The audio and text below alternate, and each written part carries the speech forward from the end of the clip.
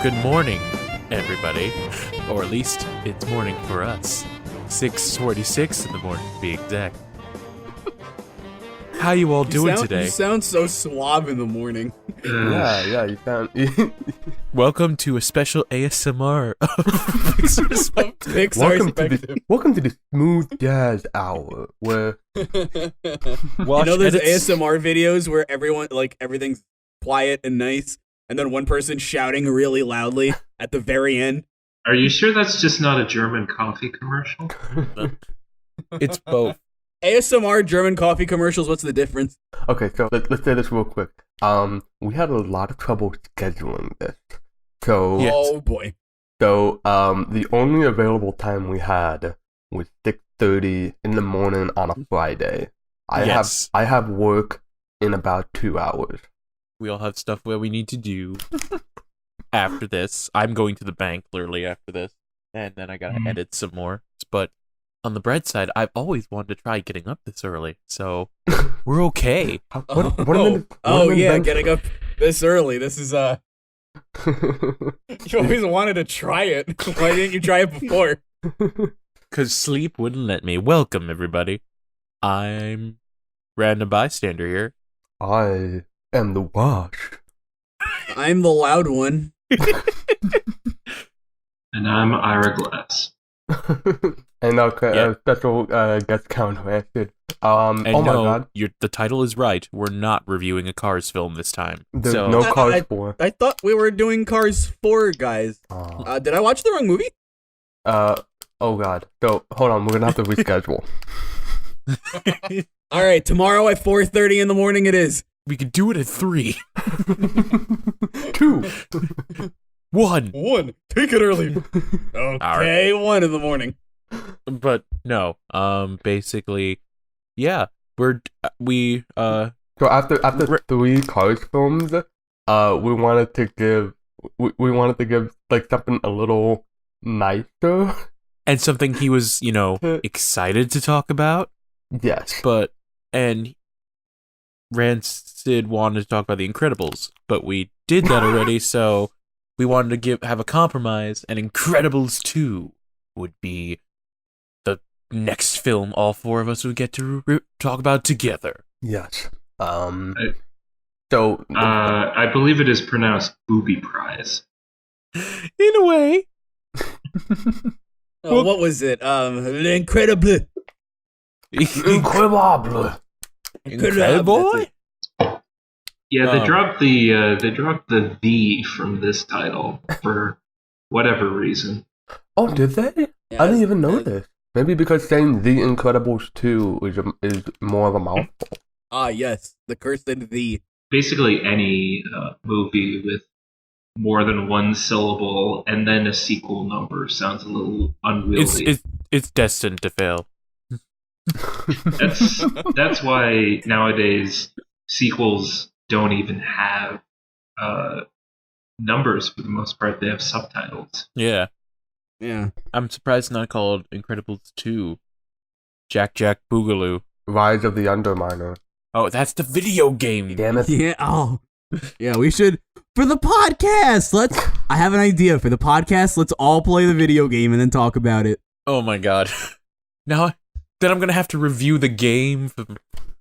I call Mario Sunshine just because you didn't specify what kind of video game. No, I said the video game. We're talking about The Incredibles. Damn it. We all play The Incredibles. We review it for the podcast, and then Random apparently does it for his channel. Yeah, because 2 birds with 1 stone, and I'm lazy. So what's our history with this film? Yes, let's go into the topic. Yes, we gotta get into this. Yeah. Our history of this film. CountRancid and I, we all saw this in the theaters together, and it was the last Pixar film we saw in theaters together. Aww. That's a sad way of putting it, but yes, that is. It is. How about the last so far? The last you're doing the Simpsons movie reference. Weird. It is. I like it. I like the Simpsons movie reference. I don't know how you guys felt about it, but I kind of feel like how Watch felt with Brave. Like, I liked it at first, except certain parts of the movie that I didn't like because they gave my eyes displeasure, literally hurt my eyes. Oh, God. But afterwards, more and more I thought about it, the more I'm like, wait a minute, I don't know if I like this. And then I never watched it again until now. I remember this really upsetting Kirby fan was that I actually saw Incredibles 2 not by myself, but before we saw the three of us. I saw it with my partner. I was gonna do you a favor and not bring this up, but if you're gonna be the one to bring it up, I didn't want to bring up that like I saw it in the theaters, and I had a similar experience where it's like that first time I was like, oh yeah, that was pretty good, and when I thought about it a little bit more, and then I actually and then I saw it again with the three of us, and I had some issues with it, and yeah, we'll see if those issues. We'll get to that when we get to that. Oh, we're almost done. And Kirby, what about you? I vividly remember one being upset at Wash for watching it without us, but more importantly, I remember going in the theater, telling both the Wash, Random, and myself, all three of us, that there's going to be no biases going into this. I'm good at separating my biases from objecticism, so I wasn't gonna lose my mind over anything. And then before the movie starts, Samuel L. Jackson and a bunch of the other actors came on the screen. Oh my God! And as soon as Samuel L. Jackson came on, I didn't think I was that loud. I go, "It's him!" And Wash and Random turn to me and go, "Shh, quiet." Yeah, because the movie hadn't even started, and already I'm screaming Incredibles 1 is my favorite movie. Yeah, you already became that audience member. Yes. You were like, I find that funny that I went shush because I pretty much did the same thing in Endgame. Me turning to my date when Chappie comes on screen. Look, it's Chappie. It's him.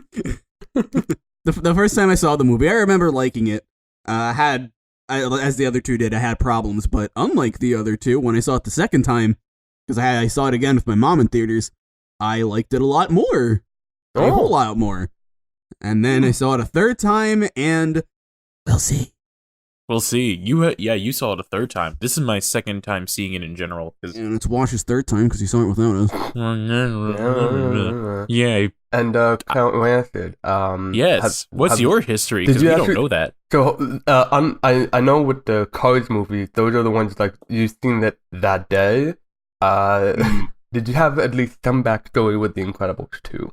I watch a lot of children's garbage on the kids portion of my Netflix account.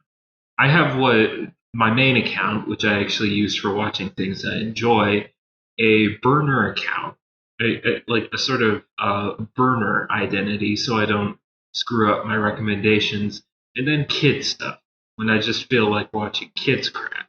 And this was the latter. I was bored one day, and without really considering the consequences, I finally decided, I haven't seen The Incredibles 2.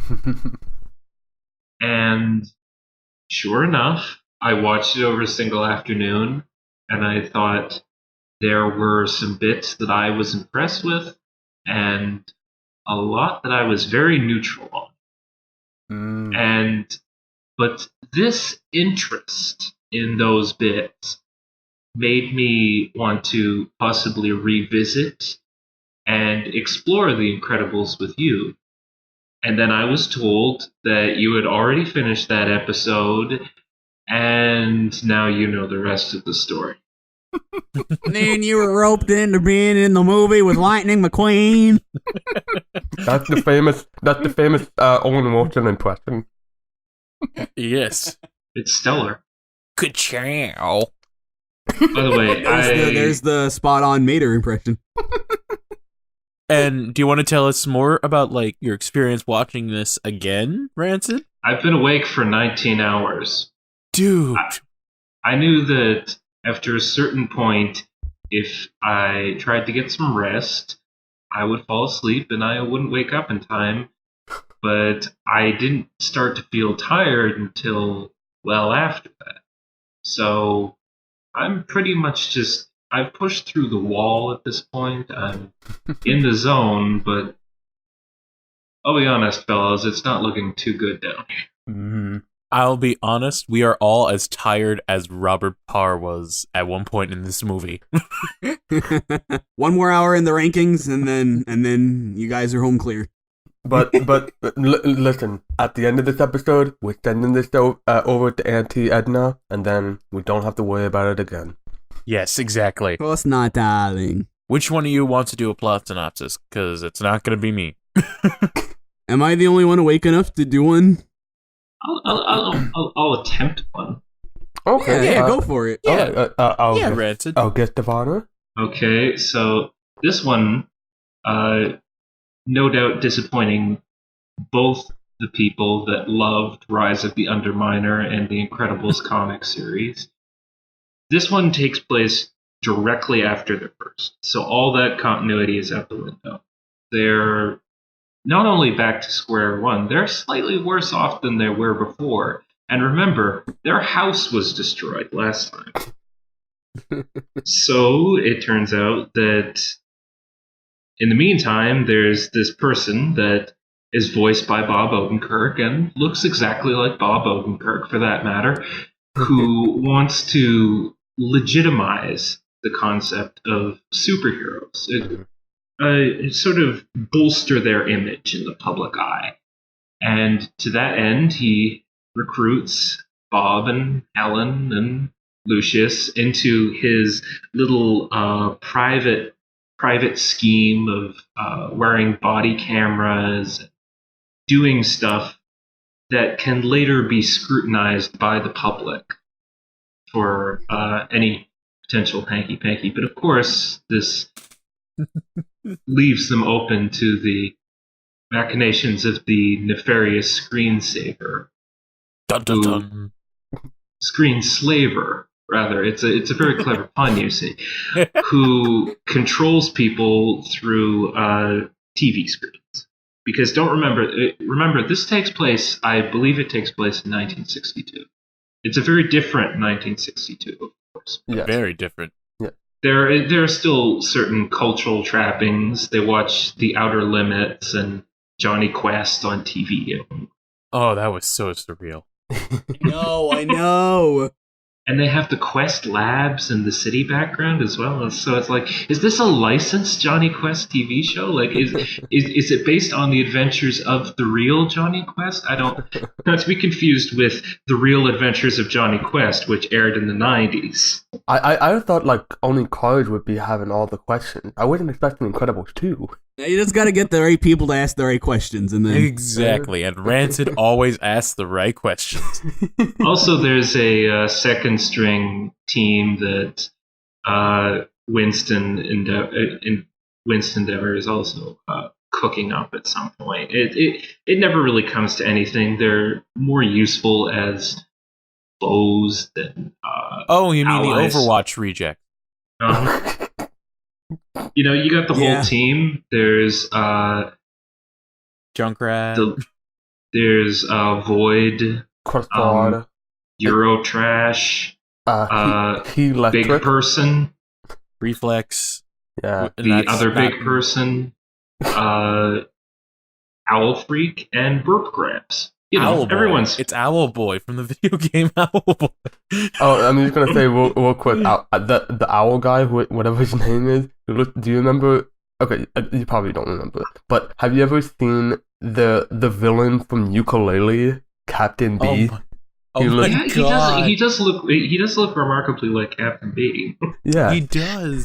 that's a good comparison. Again, they all look like rejected video game characters, but we'll get to that. I know when I first saw the movie, the one of them, their name is Brick. When I first saw the movie, I missed the B, so I thought when she asked what his name was, he just responded Rick. And I remember thinking that was really funny and being really disappointed that he actually had a superhero name. He wasn't just this guy named Rick. I mean, he's from Wisconsin. That's a joke. yeah. I believe it's a lady. just a very, very big lady. I only knew about it because Rancid told me earlier. My bad. I did not know. You know, there was some, I believe there was some speculation on Tumblr that Void was possibly trans.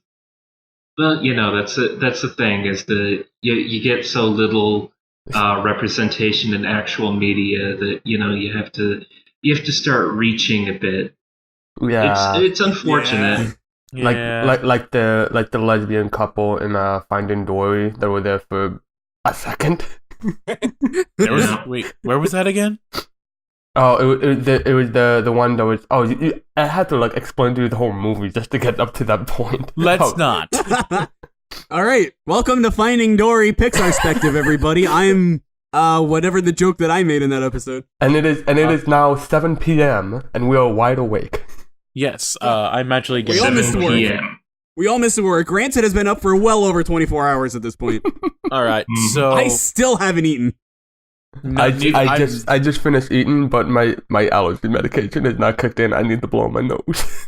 Well, at least But anyway, quick thought over: people shouldn't have to reach. There should be legitimate trans representation, and also I heard some of the same people.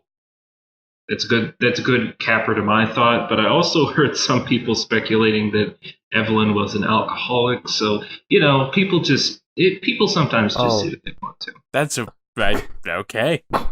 It's entire. That one's actually far more likely. She is very tired looking a lot of the time. Oh, She's no. really pounding back that whiskey when they're talking over cocktails. I know, darling. I know. It's entirely possible. It's very possible. It's very possible, but you know who's incredibly possible? Incredible. Mr. Incredible. And Robert Parr. Mrs. Incredible is the. Is she the new protagonist? Kind of. I'd say so. I would I'd say say- like Mr. Incredible has been downgraded to deuteragonist. Like he's got the B plot in a fashion. Yeah. Yeah. But that's fine because Elastigirl is actually a really good protagonist, I'd say. Yeah, there's not really any conceivable change. It helps the fact that Bob's conflict is no different than it was in the previous film, whereas Helen actually acknowledges that her character has changed somewhat in motivation. So, are we talking about Bob here? Yep. I think we should start with Helen, personally, just because protagonist. Oh, Yeah. okay. We'll save Bob There's more for to later. talk about. That's the thing. Well, the big thing that I appreciated about Helen in this movie is that in the first movie, for a lot of it, she had to be, no, let's not be superheroes, let's be normal for the sake of our kids, for the sake of the law, etc., etc. And if you're going to have a movie like this, where the whole idea is bringing superheroes out from illegality or whatever, then you gotta address the fact that Helen does not think it's more of she doesn't know whether or not she's okay doing superhero work. She wants to do it, but it's also illegal, and there's so much that she has to balance. So I do kind of appreciate her overcoming that personal obstacle and just enjoying herself again. Yeah, Incredibles 1 was very much start to finish a chore for Helen. so Yeah. actually seeing Helen in the spotlight uninterrupted by all the other stuff weighing her down, just being the hero that she wants to be, I thought it was cool. Yeah, I honestly enjoyed the times when she was like doing heroism and like enjoying being in the spotlight, because she's fun. She's like a super fun hero. Yeah, I'll definitely say that. Like, I liked all of the action sequences, especially from Elastigirl. Giving her a bike. Oh my god! I didn't think that. Oh man, I didn't think they would actually manage to get like creative with like sweet ramp jumps, but they did. They actually. Oh my god! It was wonderful. It's not in the scene much, but I just love how it explodes at one point. yeah. Oh yeah, that's right. It does explode. We never find out if Evelyn was a little disappointed with that. I worked hard on that fucking cycle, okay? Honestly, Well- I'd be irked. Well, thankfully, Winston sent in the Elasticar, so, and then that one also like splits in two, and then that one also explodes, They all explode. Everything has to explode. Everything. including Jack. Including Jack. Including Jack. It could have just exploded because it's an electric vehicle. I mean, those lithium batteries are notoriously unstable. They don't make them like the old school. Yeah, No school like the old school. Speaking of unfortunate replacements, Jonathan Banks. Yes, I noticed. I didn't realize that until I was checking the credits that because Bud Lucky had unfortunately passed away last year before the movie came out. So all of his previous role as Rick Dicker has now been replaced by Breaking Bad's Jonathan Banks. I think that's Breaking Bad. I don't know the shows that well. Yeah, this movie has two Breaking Bad / Better Call Saul alumni. Oh yeah, that's right. I was only thinking like Bob and David alumni. But yeah, unfortunately, it's... Winston Dever does not yell "God damn it" at anyone. Arguably, Bob Odenkirk's greatest comedic skill. The Dicker's voice change was certainly noticeable, and I mean, I know they couldn't have done anything, and at least they didn't totally like write out the character like they did with Doc from Cars. I think the thing is like it's not a case of like he died before the film was out. Like I think Lucky died in correct me on this if you want to 2014. So there was basically nothing they could have done. Yeah, exactly. Although wait, no, he what Bud Lucky? Did what? Yeah. I don't know. Well, No, I'm not sure. Bud Lucky passed away like early 2018. Oh wow. Yeah, Maybe he was just too busy with everything to record in time. I don't know. He may have not been feeling well for all we know. That might have actually been what it was, unfortunately. Yeah. The thing about Bud Lucky is that his flat affect was sort of an asset when it came to the character of Rick Dicker. Or on the other hand, Jonathan Banks has always seemed to be a rather reluctant I have to cite this. I have to as a glaring example. I have to cite Batman Arkham Knight as a good example of this, where he plays a surprisingly bored-sounding Commissioner Gordon. Oh, that was him.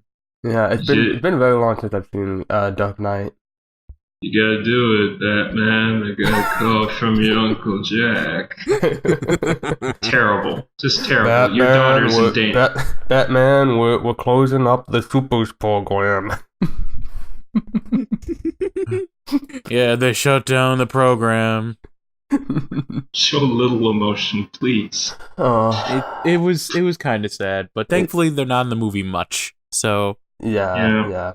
He was just there for the C/D plot.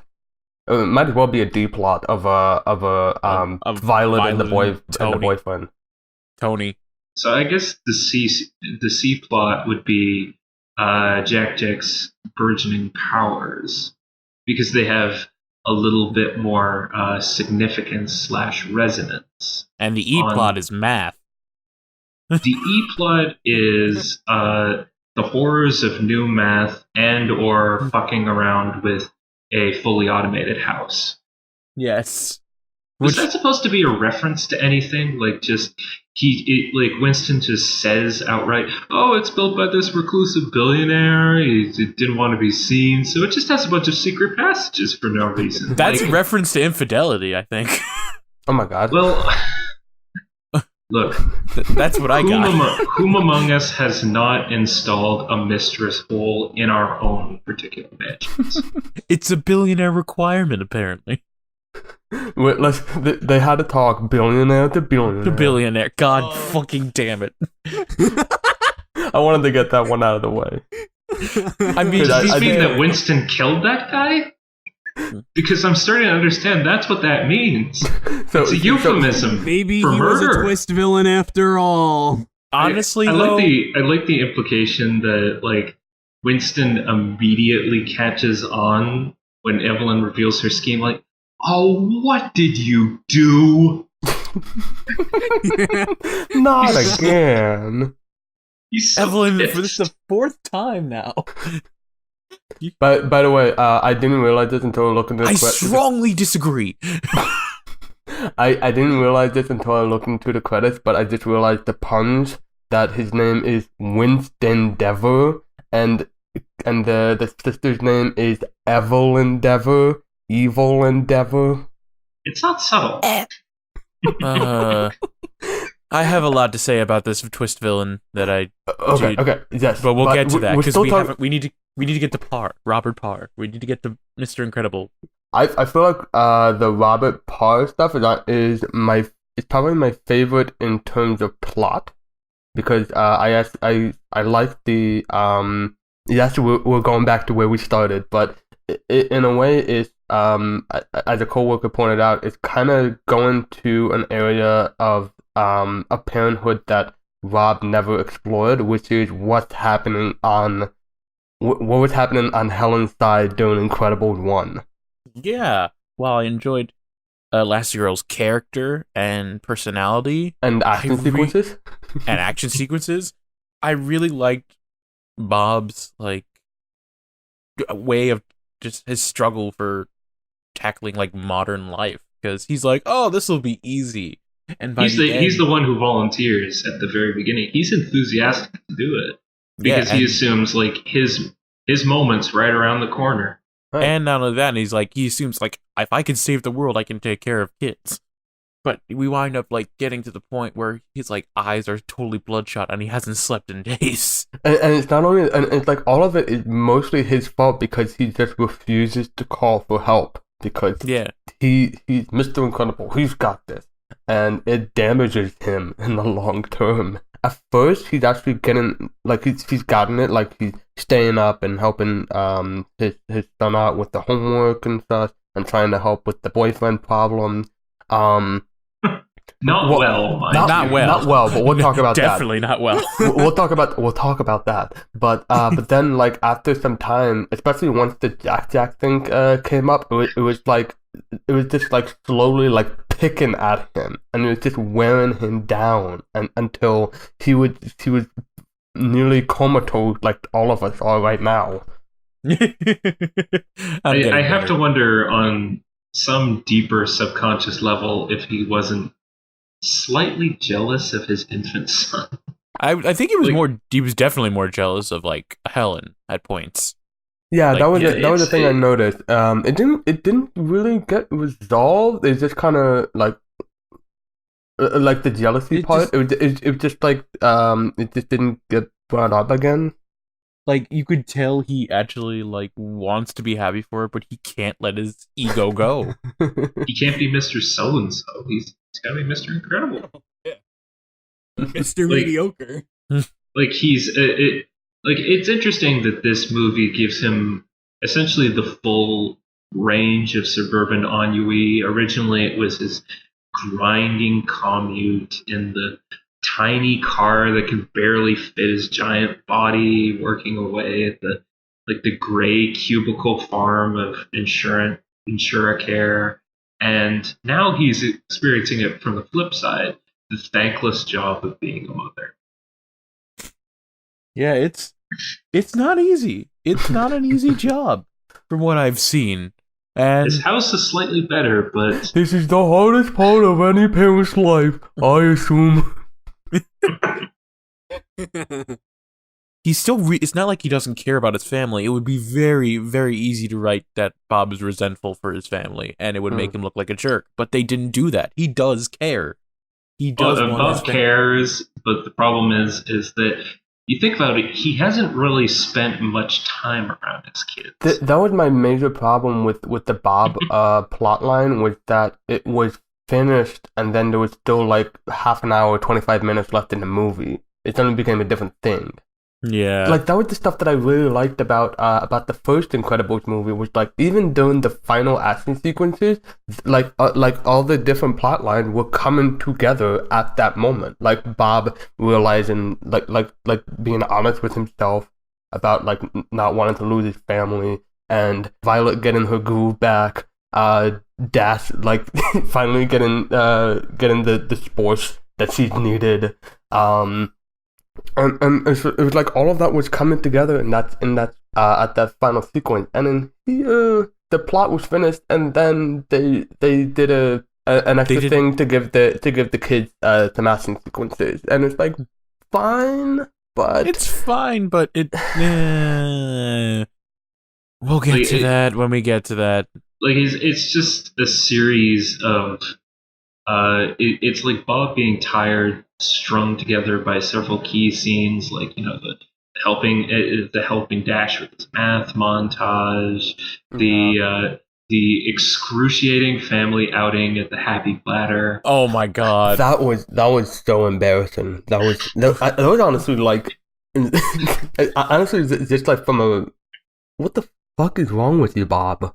Like first off, doing that, and second off, trying to play off like nothing just happened when Violet just like squirted water out of her. Can I just and like not only that, but this is a great shot. It's just so mortifying. Like it cuts, and you see like on the one half you have Bob and the boyfriend like trying to have like a chat, and like Violet she's near tears. Like this is like this feels awful, like in terms of pain, and it feels awful in terms of emotions. Oh yeah, like, it feels like it's like a betrayal. I'm pretty sure she's also red-faced and spluttering because her sinuses are full of water. Yes. Yeah. I was about to say, can I just say something, that Violet was one of my favorites here? fully like, agree.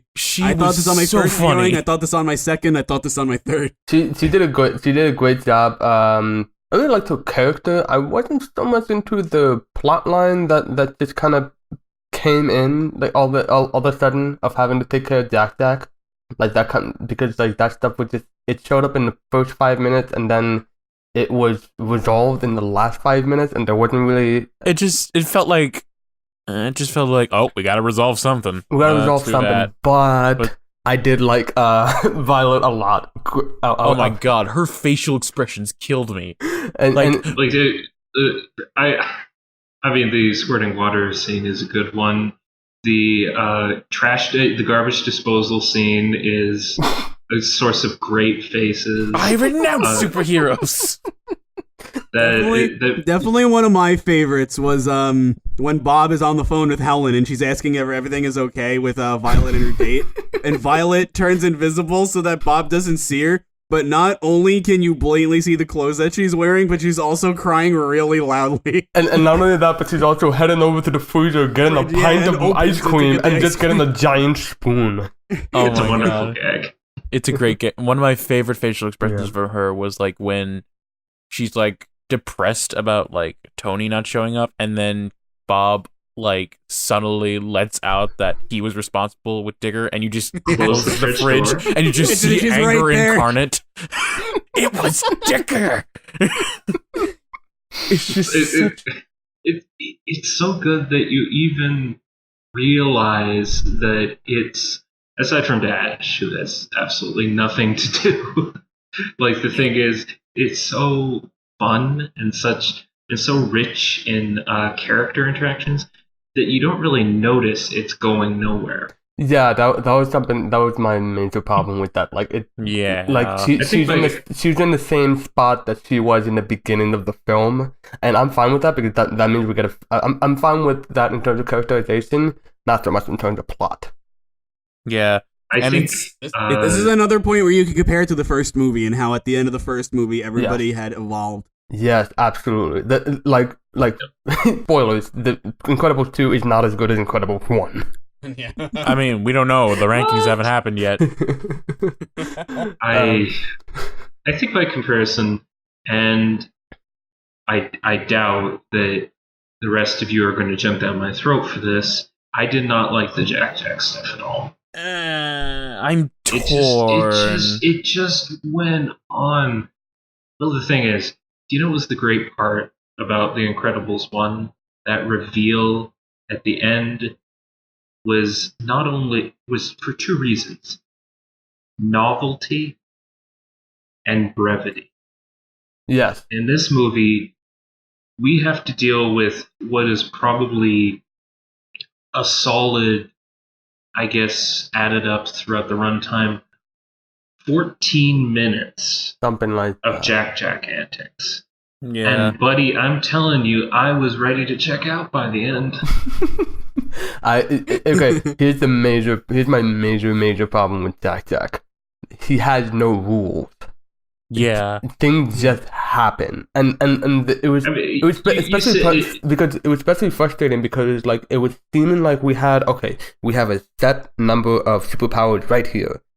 Oh wait, no. In the final sequence, also Jack can grow humongous, and I guess that's a thing now. And he can do telekinesis, apparently. He can do telekinesis. You can the Edna, who we'll get to, mentioned that Jack is a polymorph, and like, okay, fine, that explains the goo stuff, that explains the fire stuff. I can even explain the growing up. Many supers like exhibit multiple powers as babies. It's just that I don't get what polymorph has to do with like shooting lasers and telekinesis and traveling through other dimensions. You can call him a jack of all trades. So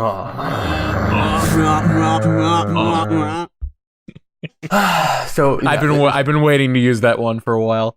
Yeah, that written down. You missed your chance in the first movie. It's okay. I made you up should for have it also now. missed it here. Yeah, it was just so like. I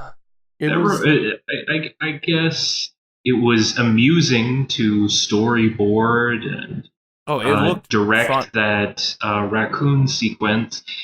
It's a little overlong when you see it in the movie. That's the thing. Yeah. Like I guess it's just fun to conceive of that kind of stuff on a purely atavistic Tom and Jerry level. Like, oh, we're having fun, but it's not very fun to watch. I will say Jack is kind of like a Deus Ex Machina when it comes to the writing, and they treat it as such. But I will say Jack having powers has produced one of my favorite reactions from Bob, where he just literally just stares at Jack and just goes, "Oh my god!" Yeah. Because he realizes the terror baby that he has to take care of and how his job has become 10 times harder. And if it weren't for Jack, we wouldn't have gotten another reason to have Edna Mode come back. The baby. Fair. Oh, good old Edna. Auntie Edna. I appreciate that Elastigirl's Galvaki costume actually doesn't look that good. Like it actually isn't as good a use of color as her original costume was. Not only that, but it's not durable either, because you see it ripped at one point in the climax. Ooh, that's cool. It just exactly. It just looks like cheap chainmail. Edna would not do that. Poorly woven, and worse, tacky. It's just an embarrassment. Yeah. I like when Edna sees Bob for the first time, and he's all tired. Jack's crying, but she doesn't know Jack is there. So she just assumes that it's Bob crying. Like, oh my god, you're worse than I thought. That's such an Edna thing. I just love how immediately she just screams, "Galbaki!" Yeah. The very, very petty terms of their new contract. Yeah. I watched the baby. You, Elastigirl, and Frozone only go to me for costumes. I love how Frozone's involved too. Yeah. Like it's not only that, it's throughout the known universe until the end of time. You didn't need that rider.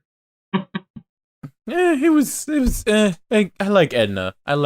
Just the voice. Just Brad Bird just does a good job. I mean, speaking of birds, Tony Reidinger, as voiced by Michael Bird, is pretty good, I would say. I mean, he's really more of an incidental character with significance to the plot, but he has some good lines. The problem is his memory is wiped out, so he's no different from the first movie. I do like his line. It's not like I don't like strong girls. I'm pretty secure, man. Like Tony Reidinger, boastful male feminist. It's like it's a dumb thing that a teenager would say, and I like that. Yeah, exactly. Can we briefly discuss the whole rationale behind the superhero revitalization movement? That's really the only example where the movie's politics fixation sort of turns up.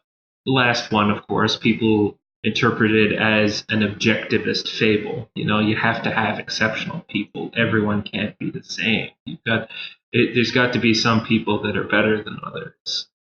And people, understandably, read some less than flattering interpretations. This one, it feels a little more muddled, I guess you could say.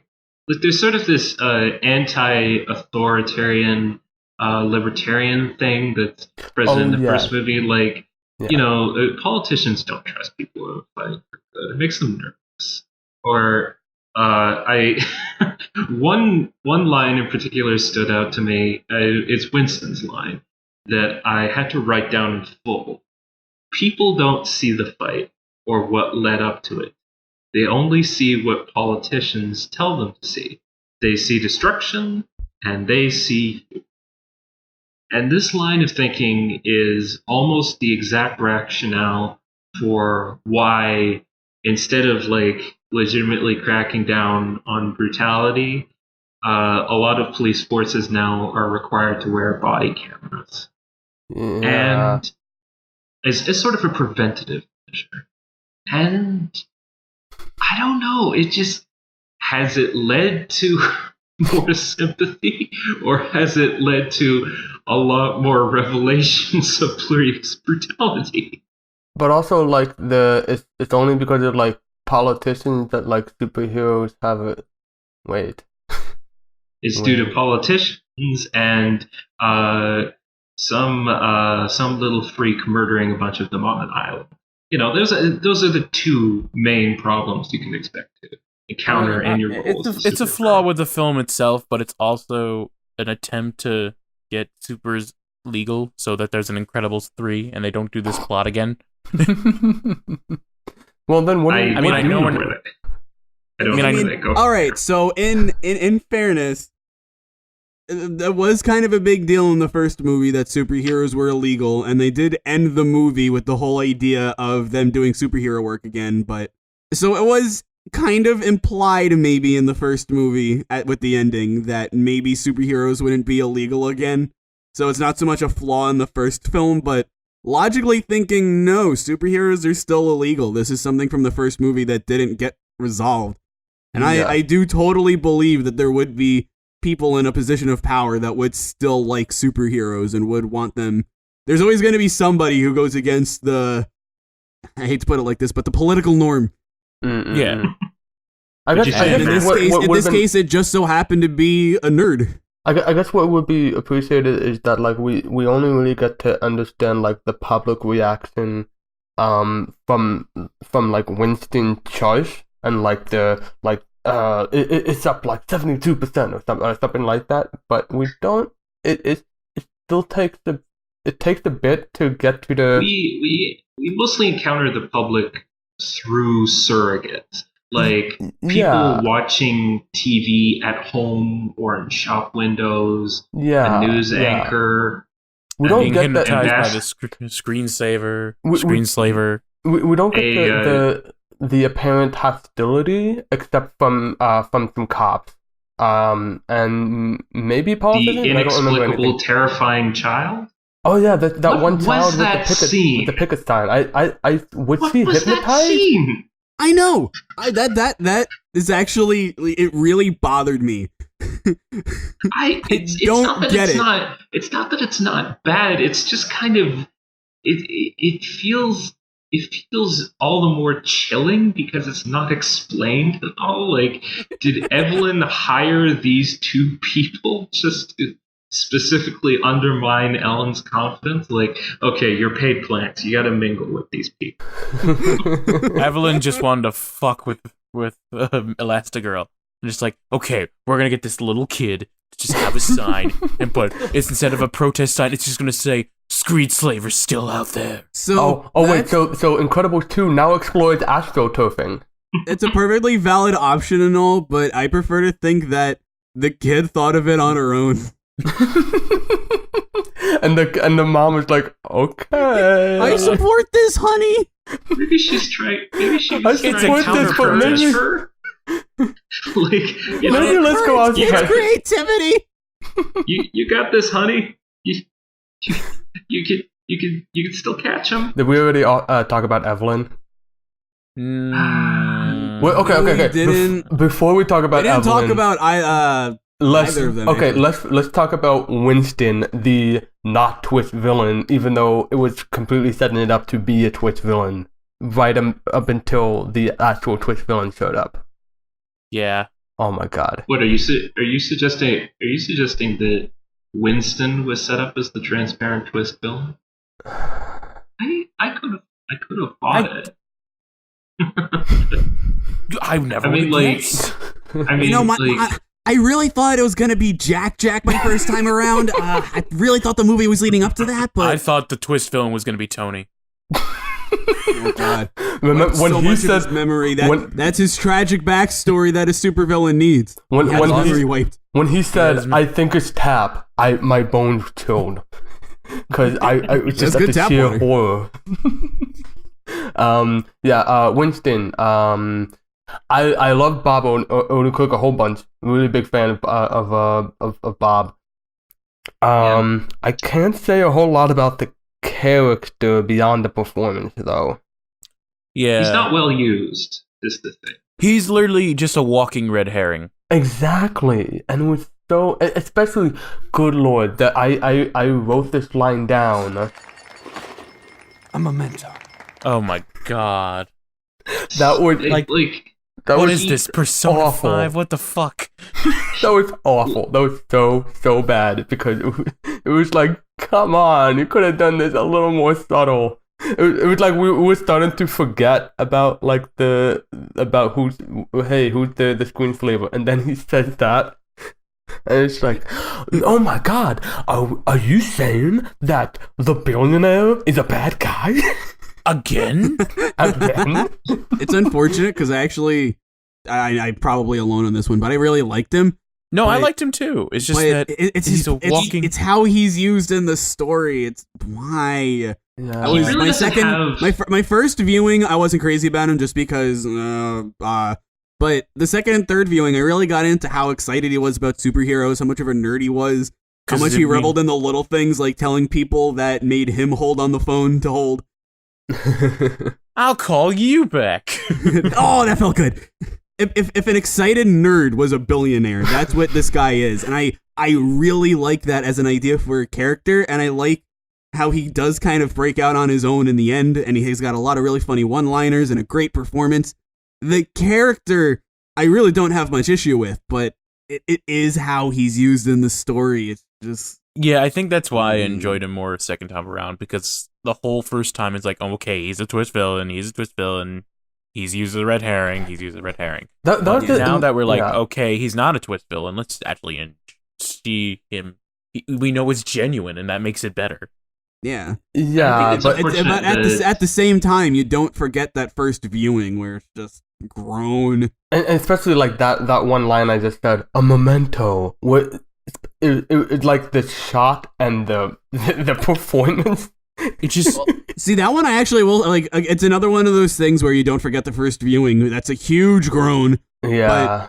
On the second and third viewing, and this one's totally on the delivery of the line. I actually, on my second and third viewing, I didn't think it sounded conspicuous at all.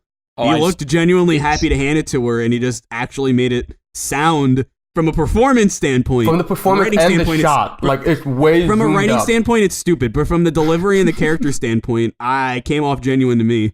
He's just a weirdly enthusiastic guy. Yeah. Like that's the problem, is that Bob's dramatic range isn't really used in this.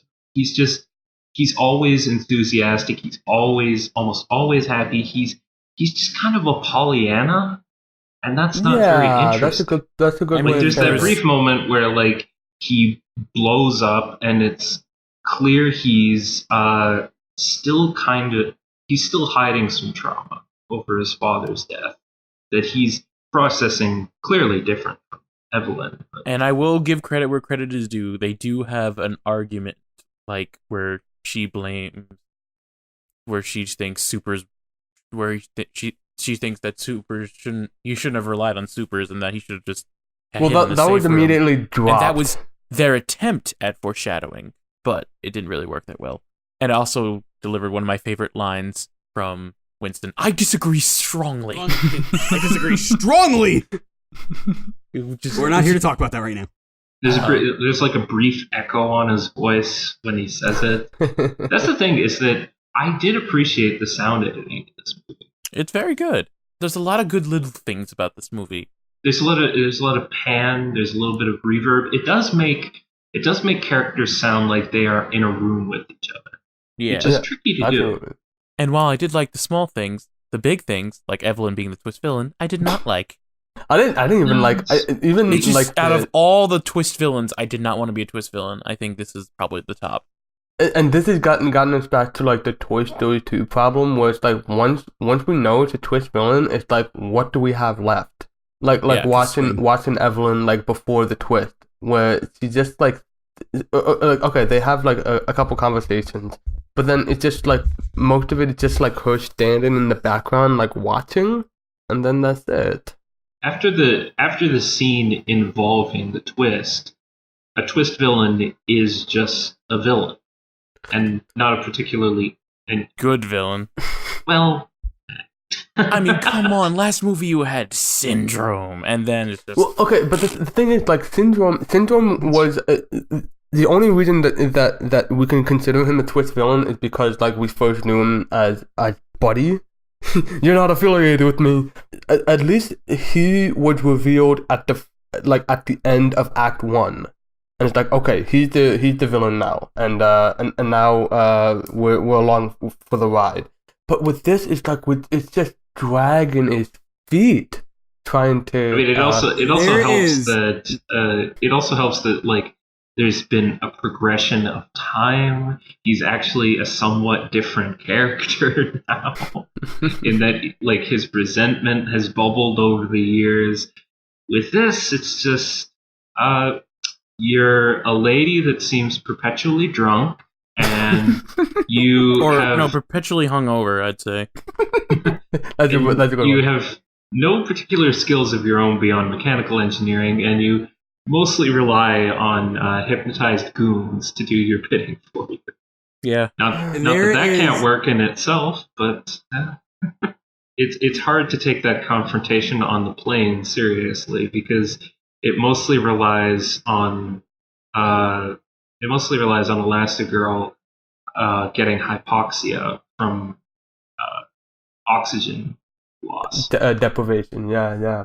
There is a horrible... This is the worst scene of the movie, easily, when Evelyn is revealed as the twist villain, and Helen just keeps asking her questions, and Evelyn just keeps spouting exposition. She starts monologuing. Forth. It was so bad! You sly dog. I really am sad they didn't make that joke, because that would have made the scene 10 times better. Well, unfortunately, she's like Elastigirl genuinely trapped, so now we're going back to like Lucy's story in the beginning of Incredible. It's like he starts monologuing. I'm an uppertat, and what did this guy do? I mean, I want to stop talking about Evelyn, so on the topic of him, Frozone. Wait, before we finish talking about Evelyn, I will say she's very durable because she escaped being sucked out of an engine and without a scratch. Okay, Frozone. All right, fair. I mean, fair. that cape makes all the difference, man. Yeah, no cape. If she had a cape, she'd be dead. No cape. All right. Only Frozone. Frozone is great and wonderful as always. It's just Samuel L. Jackson just kind of being in the movie when he can. Being Samuel L. Jackson. Not enough of but I appreciate Frozone. that they gave him more to do beyond the end conflict. Like they actually, it's not a particularly interesting scene compared to the Municipburg and the New Urban fight scenes, but the bit where he's fending off Winston's hypnotized squad in the house, like protecting the kids, that was decent. And there's actually some tension in that, like with just him and humor even, when he's just like, hey, you know what funny thing? Winston called me. Yeah, that stuff was fun. It was just like I wish there was more going on with Frozone. Did you know that the original intro for this movie was going to see I think it was going to be a nurse that we're gonna follow, and we're gonna follow her day long, and suddenly she sees all this action going on. And then it gets revealed a little later into it that that's Honey, Lucy's wife, and we almost were gonna get a face reveal. I don't like the concept of Honey with a visible face. Yeah, exactly. I don't like the idea of her having a physical form. She's a voice. I like her just being a voice. Yeah, and also like it like that would have been solely for the Incredibles 1 crew, because you would have had to have seen it beforehand to even understand the oh my god, it's Honey. Not like, hey, okay, I see a picture of her and her husband. What? I don't get it. So we do need to get to talking about the ending, but before that, I just want to drop on that note. I do think that you have to see Incredibles 1 to really understand Incredibles 2, but unlike all of the other examples where it's just kind of blatantly for the sake of nostalgia and stuff, I feel like this one, story-wise, has a good reason for you to have to see the first movie to really get it. I'm okay with it. Being a direct continuation and all? Yeah, exactly.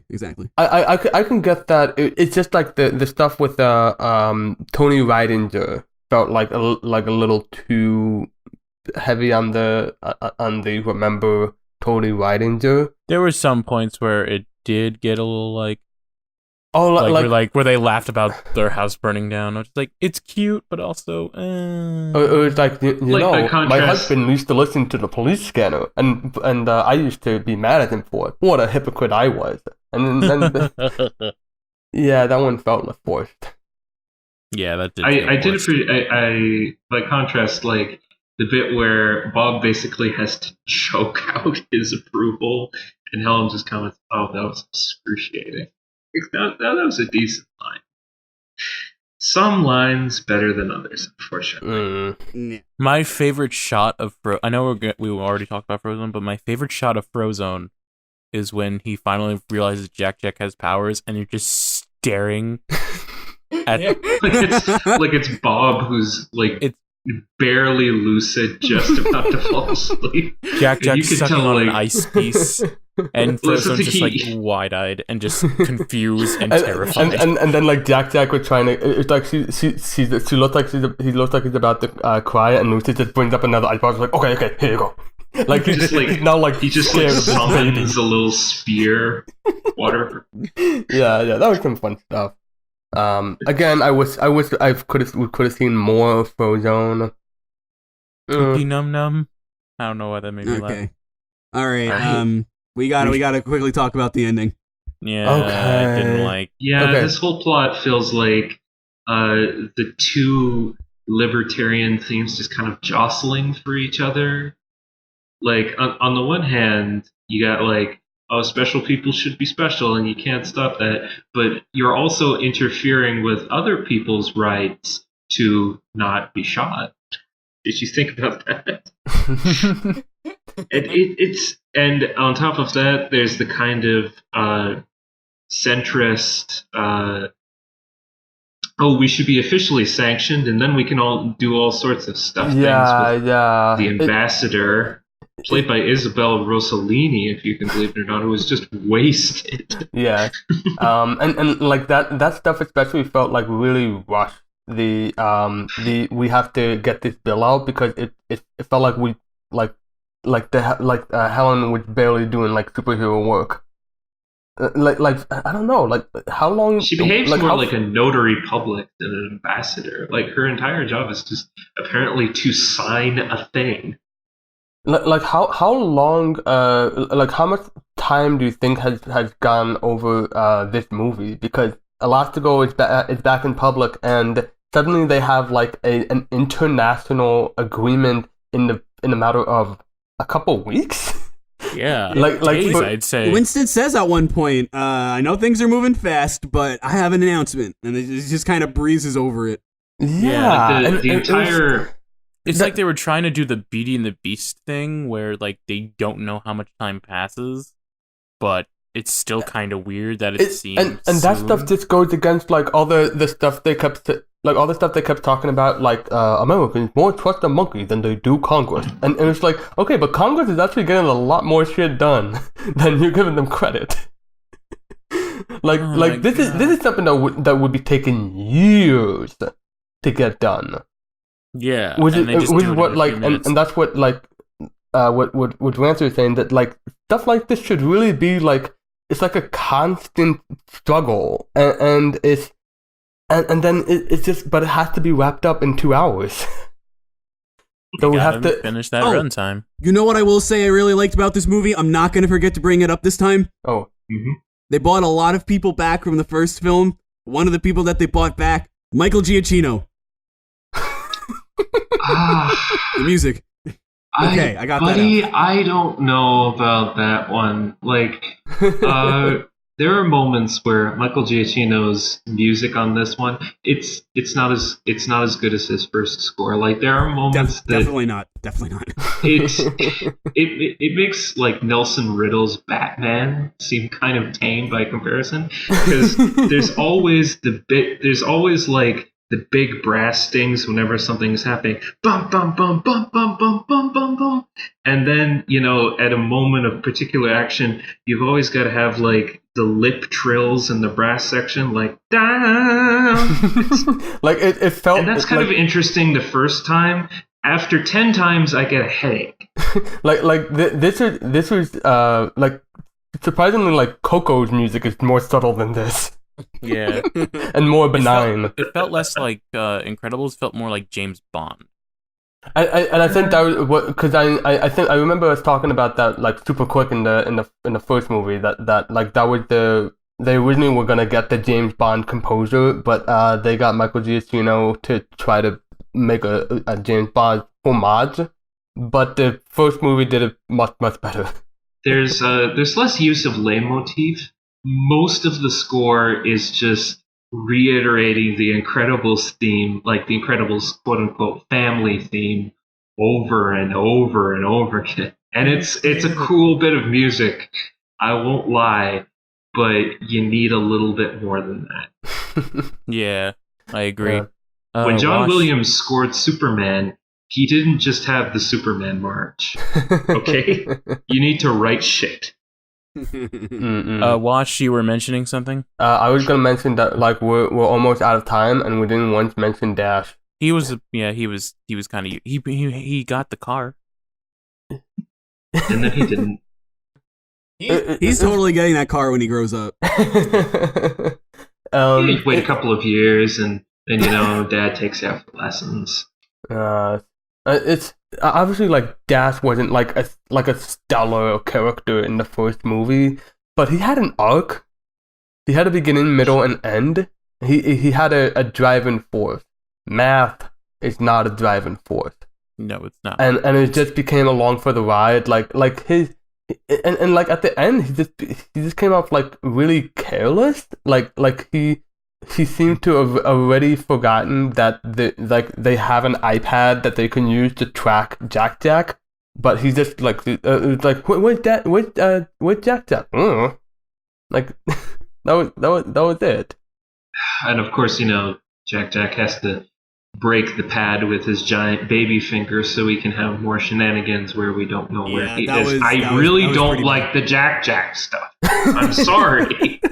I don't either. I don't Deus blame Ex you. Machina, and I feel that's what made the climax less stakes raised, and it made it I get why they did it, but just The thing about like Deus Ex Machina is that it comes from nowhere. That's the thing. But it comes there.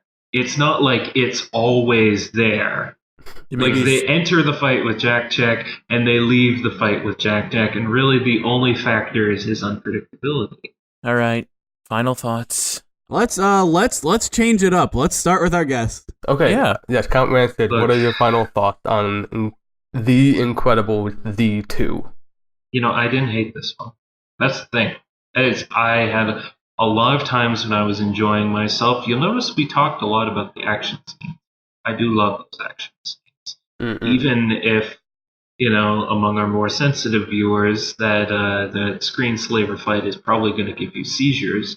Oh, it gave me a headache. That bit where she's stalking him, like through the like fetid apartment building where she's exploring, there's a palpable sense of tension. And that bit with the monorail crash, that's good. Like all the action scenes, Redbird has definitely not lost his touch for.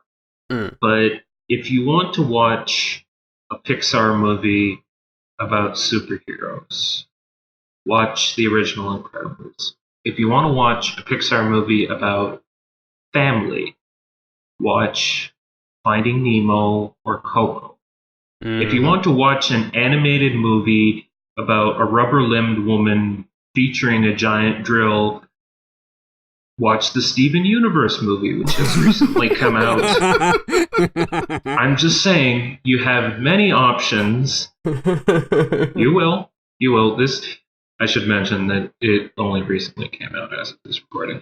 But I'm just saying, you have options. You don't have to waste time on The Incredibles 2, a movie that is only of interest to the absolute completist. If you want to see a giant baby, go watch Honey, I Blew Up the Kids. I Shrunk the Kids? Oh no. Or Honey, I Blew Up the Kid, rather. Honey, I Blew Up the Kid is the third one. And it features him. I think he touches the giant neon cowboy and like gets burned. He cries. And I then, remember having the VHS for one of those movies, and it came with a Roger Rabbit short. No, that's the first one. The first one comes with tummy trouble. Okay.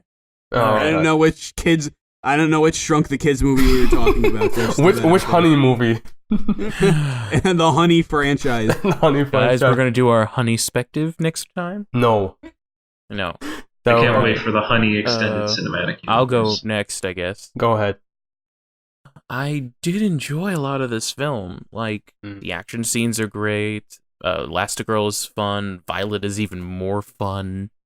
Oh my god, she was my favorite character. Bob I enjoyed a lot. And the things that were good about this film were good.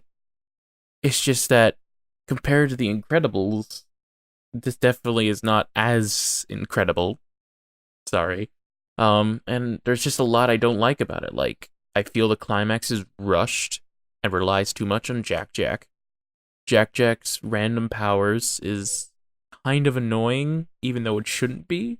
I didn't talk about this much, but the screensaver, in general, just gave me headaches, even more so when in the theater than when I saw it on now. And I hate the twist villain. I hate this one. This one, I just really bugged me the most. Like, even more than De La Cruz, even more than Prospector, even more than... Is it as much as the bully, though? I said worst twist villain, not villain. Oh. I mean, the one thing I will say about Evelyn is that, unlike Sterling, she does stuff. It's not like she just denies the hero's things. True. Gives him, takes him away, is eventually murdered by a Texan. the standard Greek tragedy. And she's just gonna get a slap on the wrist because she's a billionaire. Don't think I didn't hear that joke. First of all, Violet, I like you. Politics are so darn muddled. But overall, I enjoyed my time, but still suffers from Pixar sequel syndrome a bit, and just has problems. It's not the worst syndrome. The worst, it's the worst and best syndrome is Incredibles 1. It's like the characters are just developed, and where do we go from here? It just sort of becomes like a hangout movie. Also, the Overwatch DLC was definitely not expanded upon. We didn't talk about them at all.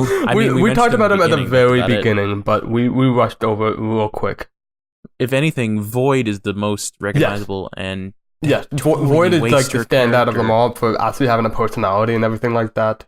And then she has a motivation that she just sort of blurts out in a moment of nervousness, but that's more than we get with any of the others, at least. Yeah, we get more than the guy who barfs lava. I mean, that must have been a shock to his family. I can't lie. Acid reflex or superpower, you decide. That was a little cute, but then like they just turn evil, and I don't think he ever talks again. Nope, he doesn't. Yeah. Okay, that's my thoughts. Liked it, but definitely had a lot of problems. I thought you were gonna say liked it, subscribe to it. Okay, my thoughts are I was ambivalent at the end of this viewing. Sorry to say, definitely like the Bob in terms of plots. That, like I said, the Bob stuff is probably some of the best. But again, that gets resolved. And then there's 25 minutes left in the movie. If we weren't doing like a Pixarspective, because a lot of major motion pictures have a kind of rough middle chunk, and if we were just comparing it like overall, then that would be one thing. But this is following up Incredibles, which handled this far, far better. Like in terms of characterizations, in terms of resolution, it's just really saddening because I just kept comparing it to the first Incredibles just over and over, and it just didn't feel fair when like Incredibles is one of the best movies, let alone Pixar movies.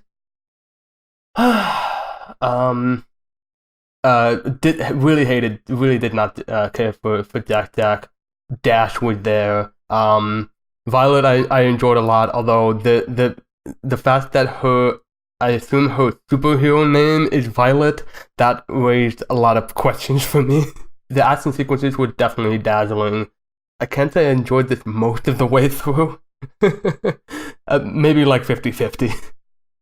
Now we go over to our Cars defender. Our Incredibles defender, Kirby fan. Yeah, Kirby fan, you've been quiet. I'm curious your opinion. I'm not the Incredibles defender. That would imply I'm the only one that liked it. I know, that was my joke. Cars defender is accurate. That was my joke, but I just wanted to give that one out of the way. I had a lot of fun with it, but it didn't really translate to what I thought was a necessarily great story. It's obviously it's nice to see the old characters again, and for what it's worth, 3 out of the 4 original characters, I think they did a very good job bringing them back. Yeah. Rip Dash.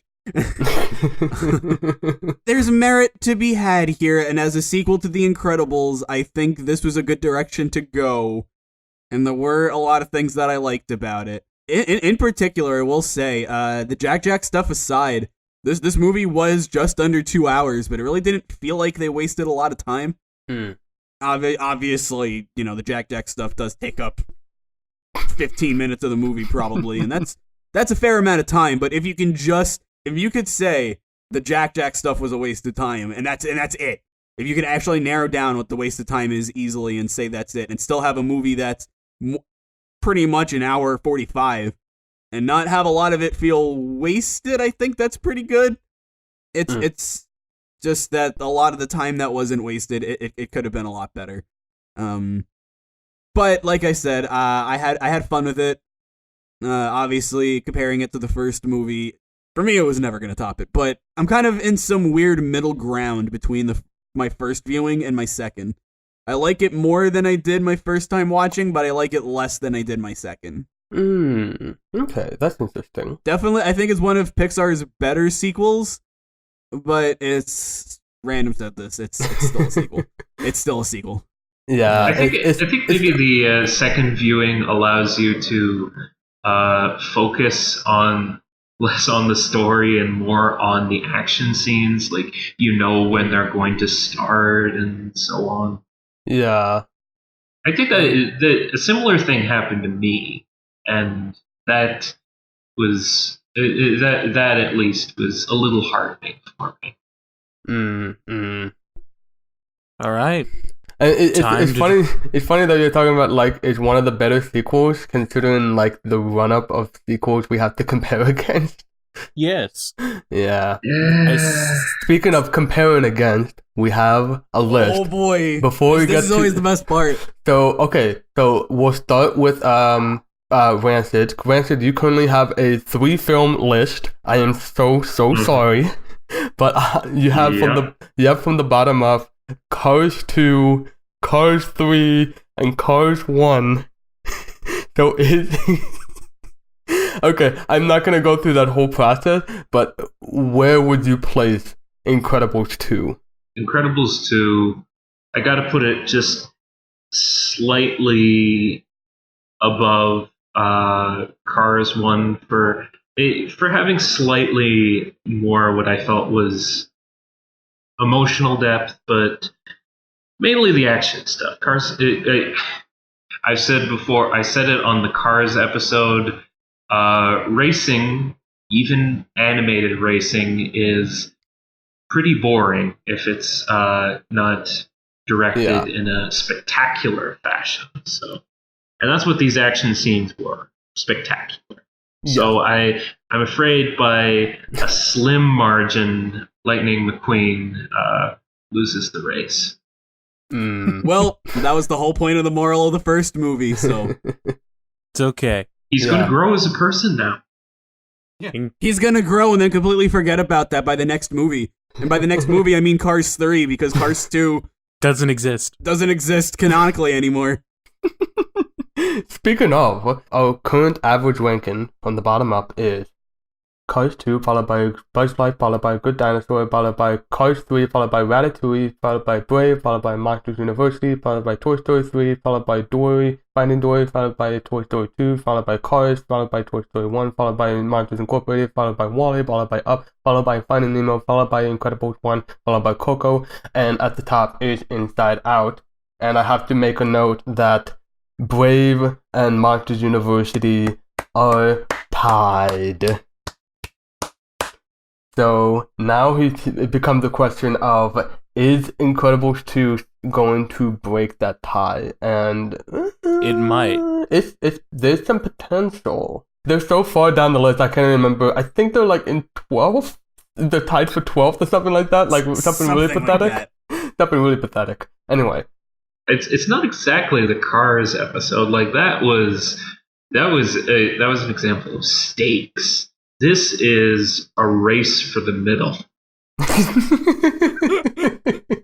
All right, let's start from the bottom up. We don't have too much time left. Oh yeah, we do not. Okay, so at the bottom of the list, I have Cars 2.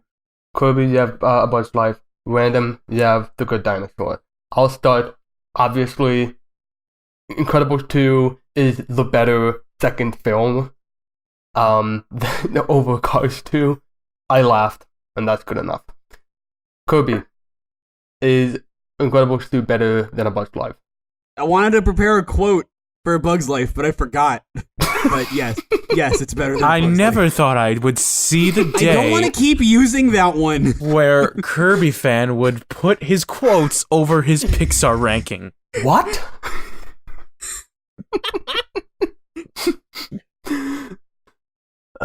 And Random. One day this sequel is gonna grow into a fine movie. It's a rock. I know it's a rock. God, that was so stupid. Anyway, Random. Yeah, I would say it's a sequel. I know it's a sequel.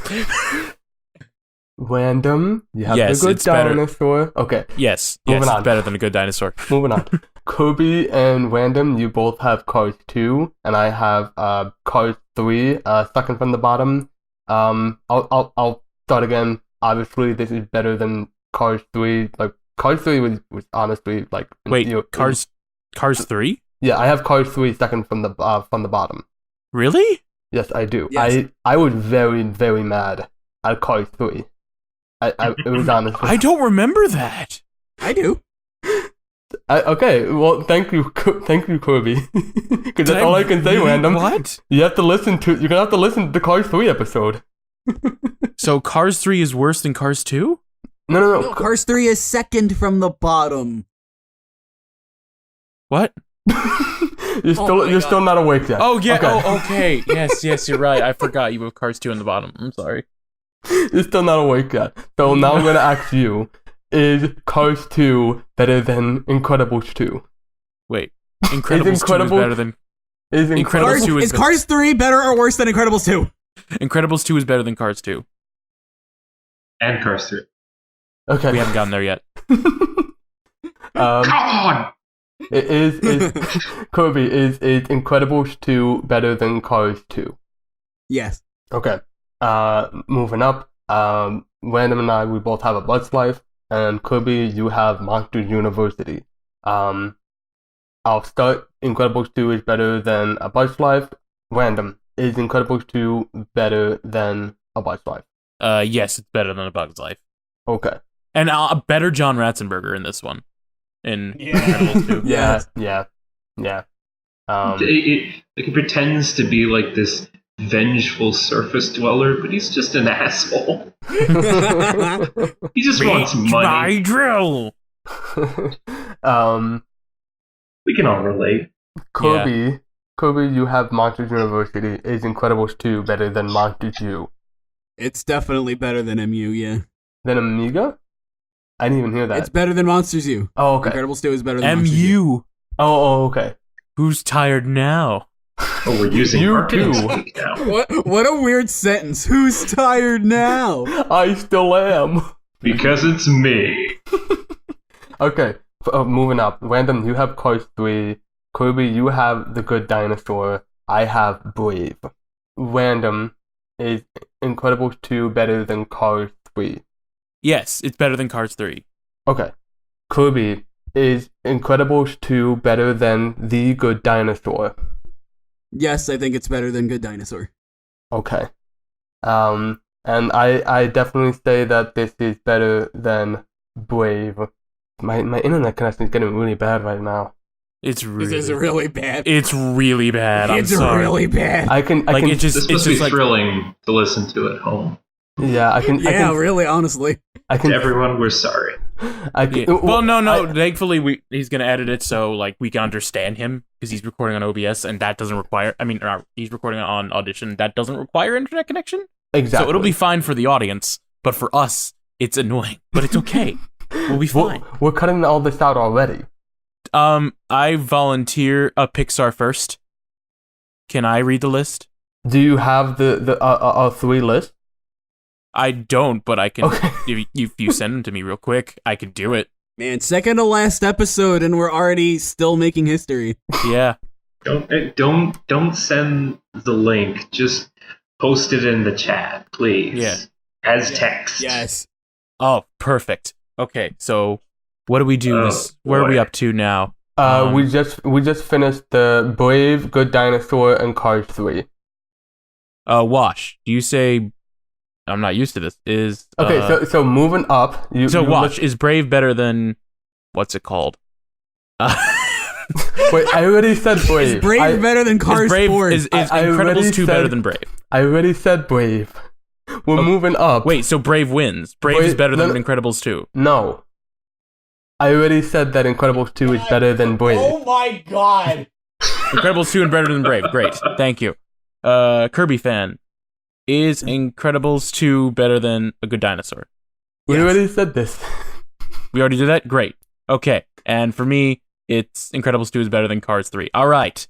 So now after that, I want to reiterate that it's my best movie so far. yes, it is. Very low standards. So I have next Ratatouille. Kirby fan, you have Cars 3, and Wash, you have Good Dinosaur. Yeah. Wash, is Incredibles 2 better than Good Dinosaur? No, of course it is. Okay, good. Thank you. I'm proud of you. good. I will say there was still something that I enjoyed about The Good Dinosaur, but The Good Dinosaur is a case study in bad plot. Good lord. I'm going to say that Brad Bird film versus Brad Bird film. I'm going to say Incredibles 2 is better than Ratatouille for me personally. While I do enjoy I enjoy Skinner is a better villain. I think that Incredibles 2 just has a lot more to offer for it. Yeah, but that French food, that Chinese food doesn't make you quite as hungry as that French cuisine, does it? No, but I enjoy Incredibles 2 a bit more. Kirby fan, is Incredibles 2 better than Ratatouille? Yes. Ooh. Do you want to explain or nah? I would like to. We're on a time limit. Okay, all right. Well, so then, Wash. Save that for the bonus. Wash, it's Toy Story 3. Kirby fan is also Toy Story 3. No, wait, you skipped Ratatouille. And me is... Wait, no? You skipped and Ratatouille. Me... I didn't get to say whether it's better than Ratatouille. Oh, I'm sorry. So, Wash, you have Ratatouille next, apparently. I have Toy Story 3 next. I have a Kirby fan is Toy Story. Sorry, I've never done this before. We'll edit this out later. Kirby, you have a Ratatouille. I already said whether I liked it more than Ratatouille, which I did. I said yes already. Oh, yes. So next is crap. Toy Story Yes. 3. Oh, did we not get to me?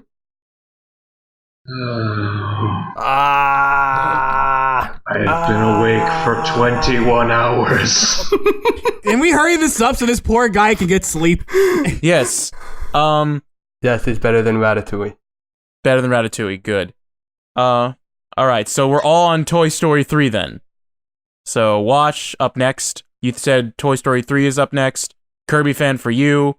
Ratatouille's up next. No, Toy Story 3 is up next. Yeah. And then for me, it's Toy Story 3. So we all have Toy Story 3 ranked at this point. Is that correct? No, you have Brave. No? Wait. I have the list in front of me. Okay, I do have Brave. You're right. You didn't say Toy Story 3. I'm sorry. This is very difficult for me to do. Okay, alright. I'll start. I like it more than Toy Story 3. I liked it more than Toy Story 3. And I liked it more than Toy Story 3 as well. And just for the sake of continuity, I liked it more than Brave. Fair enough. Okay. Moving So, up. there we go. I'm sorry, this is very difficult. Wash, up next. You have Monsters University. Is Incredibles 2 better than Monsters University? Yes, because of the bully. Fuck the bully. Yes, without a doubt. Kirby fan, you have Brave up next. Is Incredibles 2 better than Brave? Yes, it is. Great! I have Monsters University. Is it better than Monsters University, me? Yes. Incredibles 2 is better than Monsters University because of the bully. Exactly, I agree with you. Yes. All right. Me is... Oh my god. Is Incredibles 2 better than Cars? I'm going to have to agree with Rancid and say that it is better than Cars. Okay. But only slightly. We'll see about that. Kirby fan. Does Rancid like Cars more than Random? Dun dun dun. Kirby fan. But you're up to next is Finding Dory. Is Incredibles 2 better than Finding Dory? I think so, yes. All right. Any particular reason? Or just gonna I would really like to talk about it, but we're gotta crunch time. Okay. Wash, you also have Finding Dory. Is Incredibles 2 better than Finding Dory? Finding Dory has the better protagonist. Incredibles 2 has yes better or cast. no? So Incredibles 2? Yes. Great. All right. Kirby fan, you have Toy Story 2 up next. Is Incredibles 2 better than Toy Story 2? I'm actually interested in this one.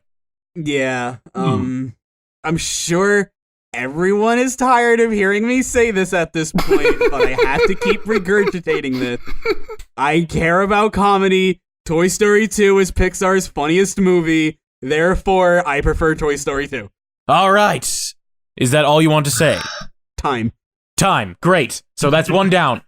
All right. Mine up next. Do I think that Incredibles 2 is better than Finding Dory? That's a good question. It's getting tougher, but the answer is yes. Incredibles 2 is better than Finding Dory. Wash. You have Cars. Yes, I do. Do you think Incredibles 2 is better than Cars? No. That's Oh my god! I heard, I have no idea what that means. Say it again. Cars is better than Incredibles 2. Cars is better than Incredibles 2. Rancid likes Cars more than either of you. All right. It's unfortunate, but maybe I've lived too long. So Cars is better than Incredibles 2. You say that. Why? As dazzling as the action sequences are in Incredibles 2, plot suffered horribly. Even though I did not like Lightning McQueen as a protagonist, he had an arc, which is more than I can say for the majority of the cast. It was just kind of hard to sit through this time around. You know, one thing I will say that Cars had over Incredibles 2, no expectations to be disappointed by. Yeah, I will say that. Yeah, And so- going into Cars, who would like Cars, right? All right. I mean, I like cars as a thing that are designed. Does Rancid like Cars more than me? Dun dun dun. I mean, the actual cars characters are garbage, like from a design standpoint. But you know, I like real life cars as they appear in the world, like handsome with fins, taillights. Cars are great. But you know what's also great? Toy Story 2, the next thing in my ranking, because I'm still not done. And do I think Toy Story 2 is better than Incredibles 2? I think Toy Story 2 is better than Incredibles 2.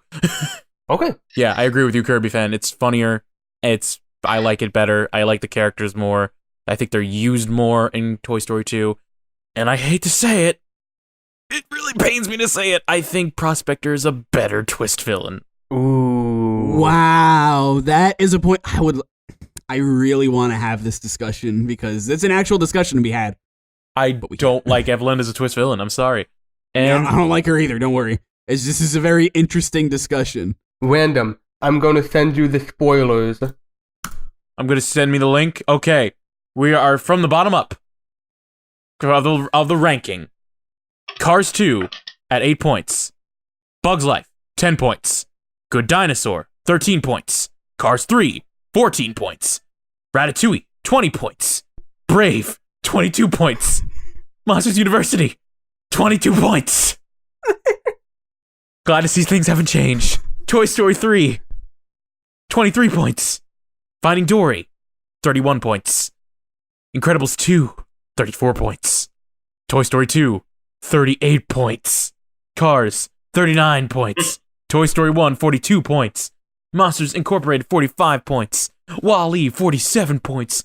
Up, 52 points. Finding Nemo, 53 points. Incredibles, 58 points. Coco, 59 points. Inside Out, 60! That was the most energetic I've been all day. Now you know what I have to deal with every episode. It's very nice that we're doing this on the 20th episode too. This is it. This is the ranking, and we only have one more left, technically. Yeah, Who's gonna knock off the king's crown? Yeah. And by the king's crown, I mean the cowboy hat. Well, this has been the final boss of an incredible journey. But Yeah. like Persona 5, it's never really over yet. So by incredible journey, do you mean Pixarspective or the audio issues? Both. I call this Pixarspective Incredible Journey, I call the audio issues the final boss. This was still fun. I'm glad we were able to talk about it, even if it was early in the morning. I'm used to waking up early, so I wasn't too bad off, but I I'm definitely think we should get a better schedule in mind for For Wash and Random, definitely a little bit better. Rancid, I just think needs a better sleep schedule in general. Rancid, Staying up 21 hours is not healthy. yeah, go. In the words, I keep making Persona 5 references, but in the words of Morgana, go to bed. Go to bed. We all have places to go, and I will be going to my bed. Yes, please. All right. Please. We're all in a rush, so we're going to keep this brief. But next time is Toy Story 4, and for now, I'm excited because it'll be our last one until a certain elf movie comes out. But we'll deal with that later. Possibly with Rancid. I've expressed interest. We will see, depending on how it turns out. Until then, I'm Random Bystander here. I am the Wash. And with Incredibles 2 over, I renounce superheroes. And I'm tired. All right, Go to bed. Go to bed.